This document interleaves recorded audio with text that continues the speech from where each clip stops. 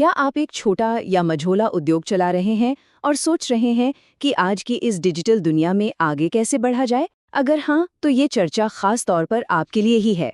आज हम बात करेंगे मैन्युफैक्चरिंग एसएमईज के लिए एक डिजिटल रोड मैप की, मतलब एक ऐसा रास्ता जो बिजनेस को आने वाले कल के लिए तैयार करता है। चलिए इस बात में थोड़ा और गहराई से उतरते हैं।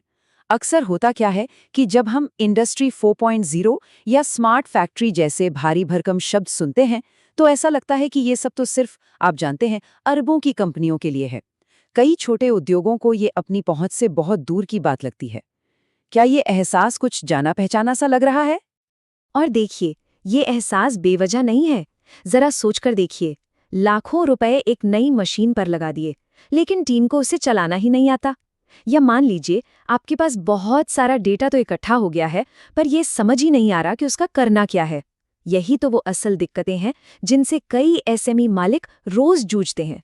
बहुत ज्यादा लागत, स्किल्स की कमी और सबसे बढ़कर बदलाव को अपनाने का एक अंदरूनी डर। तो इन चुनौतियों से निपटने के लिए सबसे पहले ये समझना बहुत ज़रूरी है कि असल में डिजिटल ट्रांसफॉर्मेशन है क्या। देखिए, ये सिर्फ कुछ नई मशीनें या कोई फैंसी सॉफ्टवेयर खरीद लेना भर नहीं है। ये उससे कई ज़्यादा गहरा, एक सोचा समझा रणनीतिक बदलाव है। यहाँ एक बहुत बड़ा फ़र्क है जिसे समझना होगा।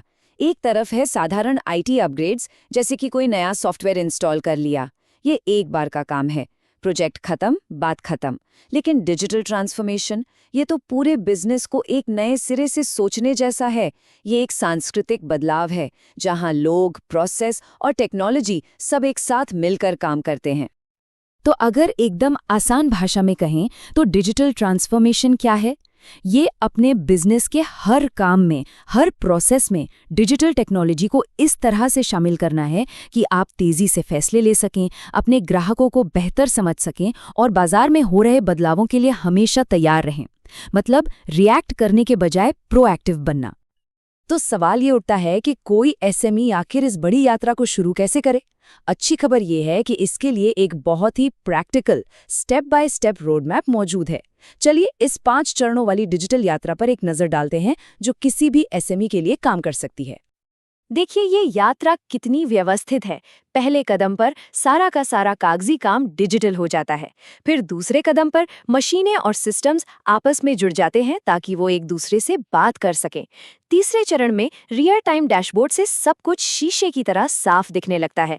चौथे में एआई की मदद से भविष्य का अनुमान लगाया जाता है, जैसे कि कौन सी मशीन कब खराब हो सकती है। और आखिरी 5वें चरण में ऑपरेशंस खुद ब खुद चलने और सुधरने लगते हैं। अब ये सब बातें सिर्फ किताबी नहीं हैं। आइए इसे एक असली कहानी से समझते हैं। ये कहानी है भारत कंपोनेंट्स लिमिटेड की, एक ऐसी एसएमई जिसने इसी 5 चरणों वाली यात्रा को सफलतापूर्वक पूरा किया और अपने बिजनेस को पूरी तरह से बदल कर रख दिया। तो भारत कंपोनेंट्स ने ये सफर 12 महीनों में तय किया। पहले 3 महीनों में उन्होंने अपने वर्क ऑर्डर को बारकोड पे शिफ्ट किया और मशीनों पर छोटे छोटे सेंसर लगा दिए, ताकि पता चले कि काम कब और क्यों रुक रहा है। अगले 3 महीनों में एक आईओटी डैशबोर्ड बनाया गया, जिससे वो देख सकते थे कि उनकी मशीनें कितनी कुशलता से काम कर रही हैं। फिर उस डेटा से काम की रुकावटों को पहचाना और आखिर में प्रेडिक्टिव मेंटेनेंस के लिए मशीन लर्निंग का इस्तेमाल शुरू कर दिया। और नतीजा वाकई में हैरान करने वाला था। सिर्फ 1 साल के अंदर मशीनों के अचानक बंद हो जाने की घटनाएं 15% तक कम हो गई। अब सोचिए, इसका मतलब क्या हुआ? कम बर्बादी, कम रुकावटें और सीधा सीधा ज्यादा प्रोडक्शन। ये ऑपरेशनल एफिशिएंसी में एक बहुत बड़ी जीत थी। और बात यही खत्म नहीं हुई। कंपनी अपने ग्राहकों को 20% ज्यादा तेजी से ऑर्डर पहुंचाने लगी। इसका सीधा मतलब था ज्यादा खुश ग्राहक और बाजार में एक मजबूत पहचान। और जब ग्राहक खुश होते हैं तो बिजनेस तो अपने आप बढ़ता ही है। भारत कंपोनेंट्स की कहानी से हिम्मत तो मिलती है, लेकिन एक कड़वा सच ये भी है कि ऐसी कई कोशिशें असफल हो जाती हैं। और हैरानी की बात यह है कि असफलता की वजह अक्सर महंगी टेक्नोलॉजी नहीं होती। तो फिर गड़बड़ कहाँ होती है? असल में होता क्या है कि कंपनियां सबसे अच्छी टेक्नोलॉजी तो ले आती हैं, लेकिन वे अपने लोगों से, अपनी टीम से बात करना भूल जाती हैं।